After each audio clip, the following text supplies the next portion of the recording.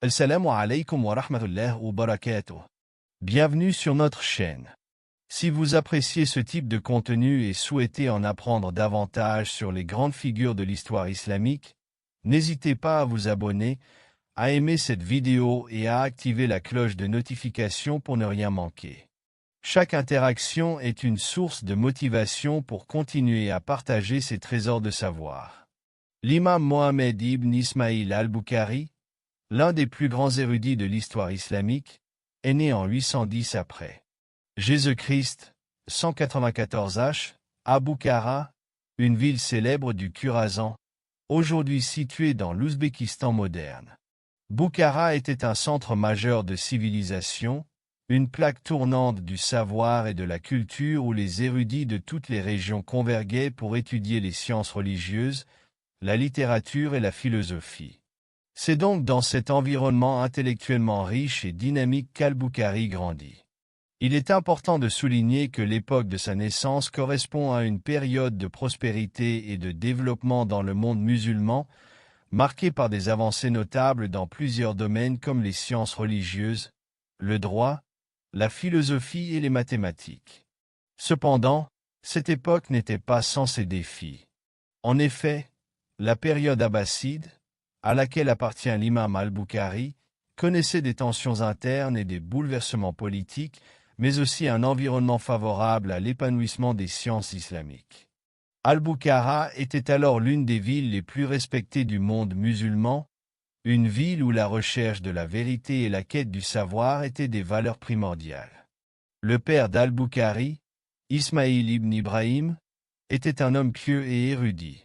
Il appartenait à une famille de savants et était reconnu pour sa maîtrise des sciences islamiques, en particulier des hadiths, la science de la transmission des paroles du prophète Muhammad. Ismaïl ibn Ibrahim était un homme dont la réputation s'étendait bien au-delà de Boukhara, et il jouissait de l'admiration des érudits de son époque. La dévotion religieuse et l'amour du savoir étaient des traits marquants de sa personnalité, et il a transmis ces valeurs à son fils dès son plus jeune âge. Sa mort prématurée, alors qu'al-Bukhari n'était âgé que de 5 ans, a été un moment difficile pour le jeune garçon, mais il n'a pas été un obstacle insurmontable. La perte de son père l'a, au contraire, poussé à se concentrer encore plus sur son apprentissage et sur la transmission du savoir qu'il lui avait inculqué. Sa mère, quant à elle, est un autre personnage clé dans l'histoire de l'imam al-Bukhari. Bien qu'elle fût une femme de statut modeste, sa dévotion à Allah et son amour pour l'éducation ont marqué profondément son fils. Elle a pris la relève après la mort de son mari et a veillé à ce qu'al-Bukhari reçoive une éducation solide et complète. Elle lui enseigna les valeurs de la piété, de la discipline et de la rigueur intellectuelle. Elle était un modèle de patience et de foi, et c'est grâce à son influence qu'al-Bukhari se tourna résolument vers l'étude des sciences islamiques, notamment des hadiths, dès son plus jeune âge. Un autre événement marquant de la jeunesse d'al-Bukhari est la perte de sa vue. À l'âge de 5 ans, un malheur inattendu frappe le jeune garçon, il perd complètement la vue. Cette épreuve serait dévastatrice pour n'importe quel enfant, mais pour un enfant d'une grande intelligence et d'une grande curiosité comme al-Bukhari, cela représentait un défi énorme. Pour sa mère, cette situation fut un coup dur, d'autant plus que son fils manifestait déjà des aptitudes exceptionnelles en matière d'apprentissage et de mémoire. Elle était profondément attristée par ce malheur, mais elle n'a jamais perdu espoir. Au contraire, elle se tourna entièrement vers Allah pour demander la guérison de son fils. Dans ses prières nocturnes, elle implorait sans relâche la miséricorde d'Allah, lui demandant de redonner la vue à son fils bien-aimé, afin qu'il puisse poursuivre son apprentissage et son rôle en tant que futur savant. La mère d'al-Bukhari ne se contenta pas de simples prières, elle se plongea également dans des actes de dévotion supplémentaires, dans l'espoir que Dieu exaucerait ses supplications. Elle priait avec une foi inébranlable et rendait hommage à Allah, se remettant totalement à sa volonté. Un soir, alors qu'elle était plongée dans ses prières, elle fit un rêve saisissant. Dans ce rêve, elle vit le prophète Ibrahim, paix sur lui, qui lui annonçait que son fils retrouverait la vue grâce à la miséricorde d'Allah. Ce rêve apporta une immense paix à son cœur. Le lendemain matin, elle se précipita vers son fils. À sa grande surprise, celui-ci retrouvait soudainement la vue. Ce miracle fut vu comme un signe clair de la volonté divine et comme une confirmation que le jeune Al-Bukhari était destiné à accomplir un rôle majeur dans la préservation et la transmission de la parole du prophète Muhammad. Cette guérison est perçue comme une bénédiction divine, un présage que cet enfant était destiné à mener une vie consacrée à l'étude et à l'enseignement. Le miracle de la guérison d'Al-Bukhari fut un événement qui marqua non seulement la famille mais aussi la communauté locale. Pour les proches d'Al-Bukhari, cet événement fut un témoignage de la faveur divine, et il renforça davantage l'idée que cet enfant, déjà brillant, avait un destin exceptionnel. La foi de sa mère se trouva récompensée, et elle redoubla d'efforts pour élever son fils dans l'amour de la science et dans la piété. Dès son enfance, Al-Bukhari manifesta une mémoire exceptionnelle et un amour profond pour l'apprentissage. Alors qu'il était encore un très jeune garçon, il commença à mémoriser des livres de hadith, des versets du Coran et des ouvrages de jurisprudence. Il avait une capacité étonnante à retenir ce qu'il apprenait, ce qui lui permit de progresser rapidement dans ses études. À l'âge de 10 ans, il maîtrisait déjà les fondements de la science du hadith et pouvait réciter de nombreux hadiths par cœur. Il comprenait non seulement la signification de chaque hadith, mais il était aussi capable de les analyser et de discerner leur authenticité. Cette période de son enfance est marquée par une intense recherche de la vérité. Bien qu'il ait grandi dans une époque où les sources de savoir étaient limitées, il a eu la chance de fréquenter les érudits locaux et d'étudier auprès des plus grands savants de son époque. Son père, même s'il était décédé prématurément, lui avait transmis les bases d'une éducation rigoureuse et d'une passion pour la recherche du savoir. La discipline et l'amour du savoir étaient des valeurs qui lui étaient chères et qu'il chercha à perpétuer tout au long de sa vie. En dépit de la perte de son père, la famille d'Al-Bukhari continua à jouer un rôle crucial dans son éducation. Sa mère, qui avait pris la responsabilité de son apprentissage, l'encouragea à poursuivre sa quête de connaissances et à ne jamais se laisser abattre par les épreuves. Grâce à son amour et à son soutien, Al-Bukhari développa une personnalité forte et déterminée, capable de surmonter les obstacles et d'aller toujours de l'avant dans sa quête de vérité. De son amour précoce pour le savoir et son début dans la recherche. L'histoire de l'imam Al-Bukhari ne serait pas complète sans évoquer son amour inébranlable pour le savoir dès son plus jeune âge. Cet amour pour l'apprentissage, pour l'acquisition de la connaissance, était une caractéristique profonde qui allait définir toute sa vie et son travail. Dès ses premiers pas dans le monde de l'éducation, Al-Bukhari se distingue par son intérêt intense pour les sciences islamiques, en particulier la science du hadith. Mais cet amour du savoir ne se limite pas seulement à une discipline. Il se manifeste dans sa quête constante de la vérité et dans sa recherche inlassable pour connaître, comprendre et mémoriser chaque détail des enseignements du prophète. L'éducation précoce, un jeune garçon exceptionnel. À l'âge de 10 ans, Al-Bukhari avait déjà une mémoire prodigieuse. Sa capacité à mémoriser et à comprendre les textes religieux était exceptionnelle pour son âge. Les premières années de son apprentissage furent marquées par des progrès rapides. Alors que d'autres enfants de son âge s'adonnaient à des jeux ou des distractions, lui était absorbé par l'étude. À cet âge, il avait déjà commencé à mémoriser des ouvrages de hadith, notamment ceux d'Ibn al-Mubarak et de Waqi ibn al-Jarrah, deux figures de proue dans le domaine du hadith. Ses capacités exceptionnelles ne passèrent pas inaperçues, et il se distinguait déjà comme un enfant prodige dans la ville de Bukhara. Très tôt, Al-Bukhari commença à fréquenter les cercles d'études des savants les plus renommés de la ville.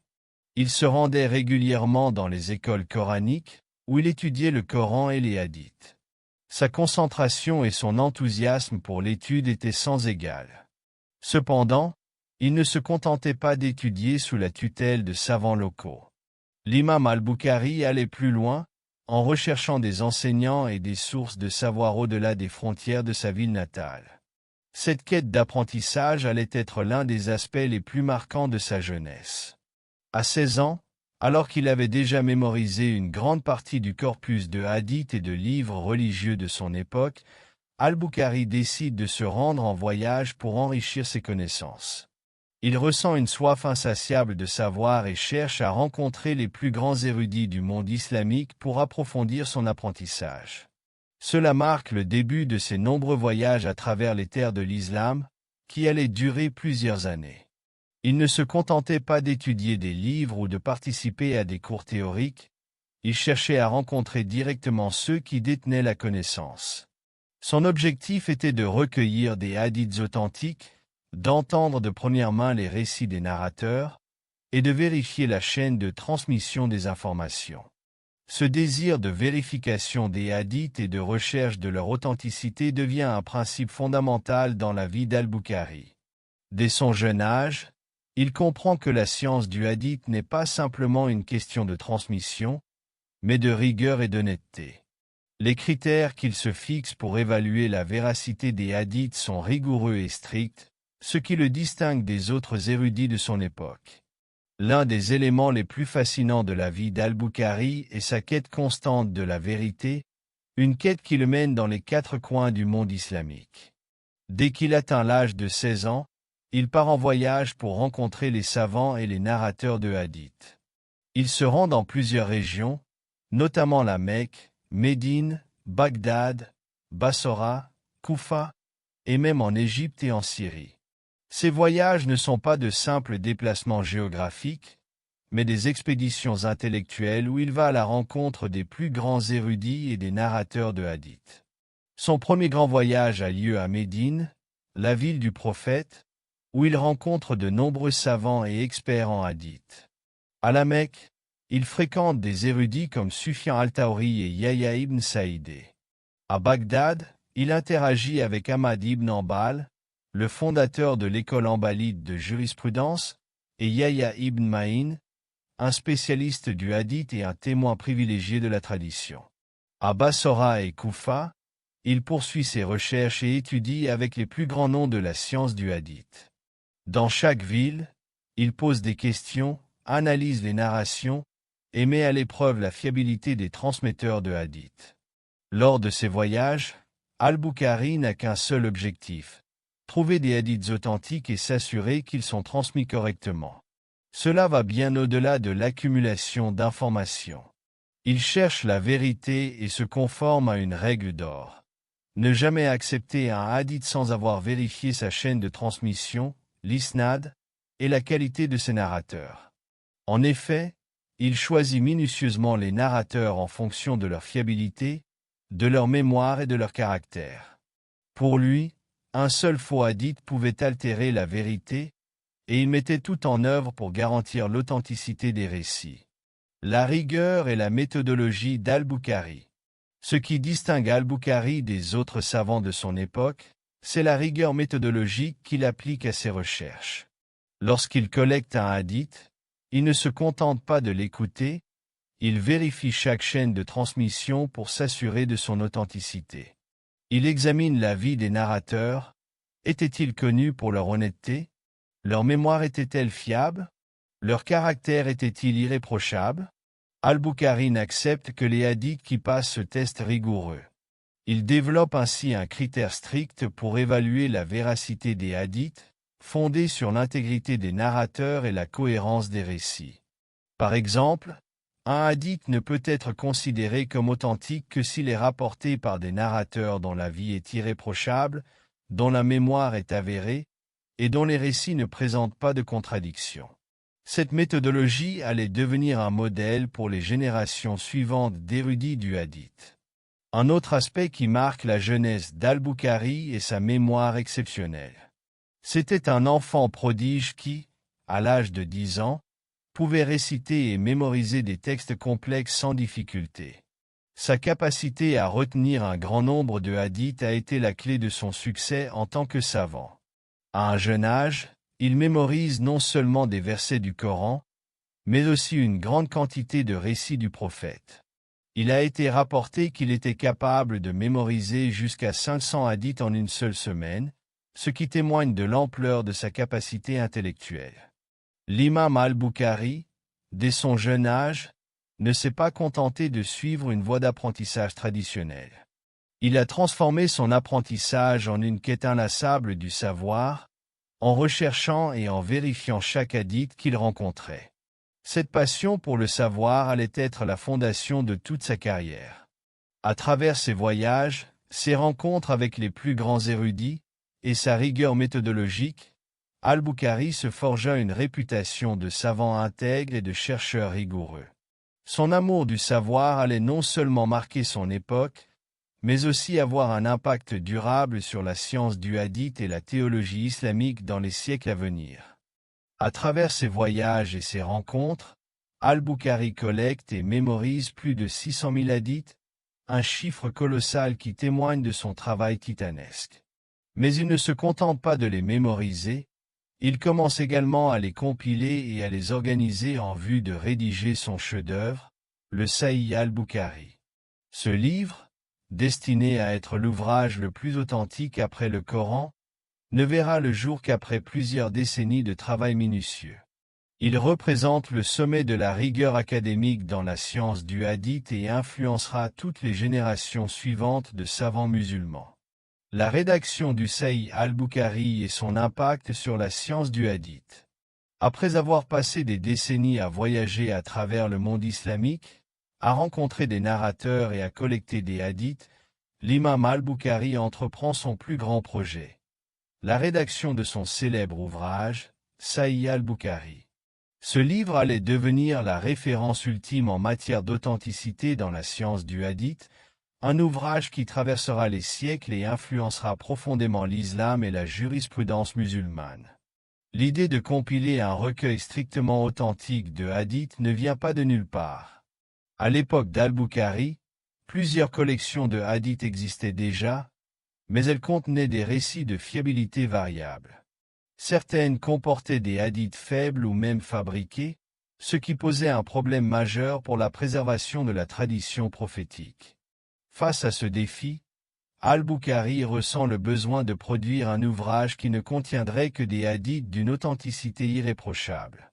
C'est ainsi qu'il commence à sélectionner et classifier les hadiths qu'il a collectés au fil de ses voyages. Il lui faudra 16 ans de travail acharné pour finaliser cet ouvrage monumental, un projet qui témoigne de sa rigueur scientifique et de son engagement total envers la vérité. Les critères de sélection des hadiths. La méthode d'al-Bukhari pour sélectionner les hadiths est extrêmement stricte. Sur les 600 000 hadiths qu'il a collectés, il n'en retient que 7 563 dans son Sahih, et environ 2600 sans répétition. Ces critères sont basés sur 3 exigences majeures. Une chaîne de transmission, isnad, continue et ininterrompue. Chaque hadith devait être transmis par une chaîne ininterrompue de narrateurs fiables, c'est-à-dire que chaque narrateur devait avoir réellement entendu le hadith de son prédécesseur. Une fiabilité impeccable des narrateurs. Tous les narrateurs de la chaîne de transmission devaient être connus pour leur honnêteté, leur piété, leur bonne mémoire et leur exactitude dans la récitation des hadiths. L'absence de contradiction. Il comparait chaque hadith avec d'autres narrations et le confrontait aux règles du Coran et aux principes bien établis de la religion. Parmi les nombreux hadiths qu'il a rejetés, certains étaient faibles, d'autres provenaient de narrateurs dont la mémoire était douteuse, et d'autres encore contenaient des incohérences. Sa rigueur était telle qu'il ne transcrivait un hadith dans son livre qu'après avoir prié 2 rakas et s'être assuré de son authenticité absolue. L'organisation du Sahih al-Bukhari témoigne d'une grande intelligence et d'une profonde compréhension des sciences islamiques. L'ouvrage est divisé en plus de 90 chapitres couvrant divers aspects de la vie religieuse et sociale des musulmans. La foi, iman. La prière, salah. Le jeûne, saum. Le pèlerinage, hajj. Le commerce et les transactions. Les relations familiales. Les prophéties et les signes de la fin des temps. Le comportement et l'éthique du prophète. Chaque chapitre contient des hadiths soigneusement sélectionnés, introduit par des titres explicatifs qui montrent la compréhension profonde d'Al-Bukhari des règles du fiqh, jurisprudence islamique. L'accueil et la réception du Sahih al-Bukhari. Dès sa publication, Sahih al-Bukhari est accueilli avec un immense respect par les savants de son époque. Beaucoup de ses contemporains, y compris de grands érudits du hadith, reconnaissent la qualité exceptionnelle de son travail et valident l'authenticité de son ouvrage. L'un des premiers à louer son livre est son propre élève, l'imam Muslim, auteur du Sahih Muslim, qui le considère comme l'œuvre la plus authentique après le Coran. Au fil des siècles, Sahih al-Bukhari devient un pilier central de la tradition islamique, enseigné, étudié et mémorisé dans toutes les écoles de pensée sunnites. L'impact du Sahih al-Bukhari sur la science du hadith. Le travail d'al-Bukhari a eu un impact immense sur l'islam et la science du hadith. Son Sahih est devenu une référence absolue, et ses méthodes ont influencé toutes les générations suivantes d'érudits. Établissement d'un standard d'authenticité. Avant al-Bukhari, les savants du hadith utilisaient des critères variés. Grâce à lui, une norme stricte a été instaurée, obligeant les futurs compilateurs à suivre une rigueur méthodologique similaire. Influence sur la jurisprudence islamique, fiqh. Les hadiths qu'il a authentifiés sont devenus des sources essentielles pour établir les règles juridiques de l'islam. Les 4 grandes écoles, malékites, hanafites, chaféites, hanbalites, s'appuient sur son travail. Préservation de la tradition prophétique. Sans la rigueur d'al-Bukhari, de nombreux hadiths faibles ou douteux auraient pu se propager, mettant en péril la transmission correcte des paroles du prophète. Un modèle pour les générations suivantes. Les érudits du hadith après lui ont suivi son exemple en adoptant des méthodes de vérification plus rigoureuses et en cherchant à perfectionner la science du hadith. Malgré l'énorme succès du Sahih al-Bukhari, l'imam al-Bukhari doit faire face à des critiques et des jalousies. Certains savants, influencés par des disputes politiques ou personnelles, l'accusent d'être trop strict dans sa sélection. D'autres, notamment ceux dont les hadiths ont été rejetés, contestent sa méthode. Cependant, malgré ces critiques, aucun érudit sérieux n'a pu prouver d'erreur majeure dans son travail. Au contraire, les générations suivantes ont validé et confirmé la fiabilité de son Sahih, le plaçant au sommet de la littérature islamique. Un héritage intemporel. L'imam al-Bukhari, par son travail monumental, a offert à la communauté musulmane un trésor inestimable.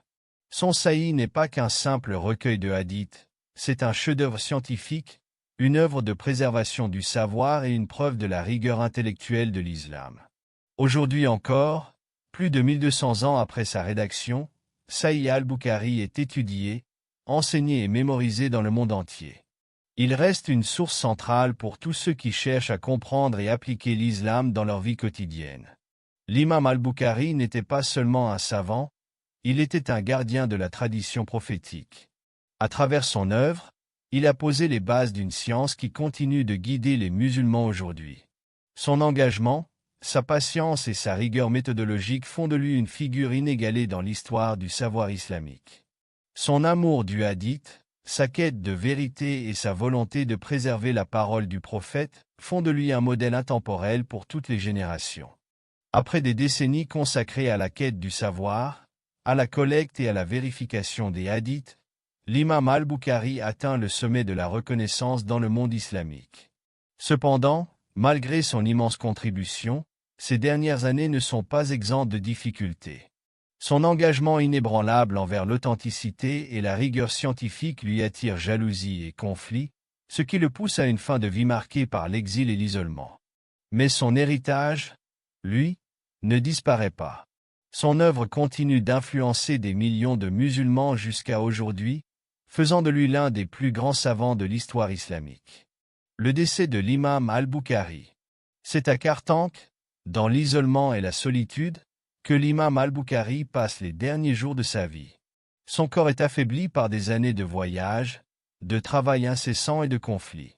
Une nuit du mois de Ramadan, il lève les mains vers le ciel et prie. « Ô Allah, la terre est devenue trop étroite pour moi, alors accueille-moi auprès de toi. » Quelques jours plus tard, le 30 Ramadan 256 H, 1er septembre 870 après Jésus-Christ, il rend son dernier souffle, à l'âge de 62 ans. La nouvelle de sa mort attriste profondément les musulmans de l'époque. Des foules immenses assistent à ses funérailles, et les prières sont prononcées partout en son honneur. Puisse Allah lui accorder une place élevée dans son paradis, et puisse son exemple inspirer les générations futures à rechercher la vérité avec autant de dévotion et de rigueur. Merci d'avoir regardé cette vidéo jusqu'à la fin. Si vous avez apprécié ce contenu, pensez à partager cette vidéo autour de vous et à nous soutenir en vous abonnant à notre chaîne. Vos commentaires et suggestions sont toujours les bienvenus. Assalamu alaikum wa rahmatullahi wa barakatuh.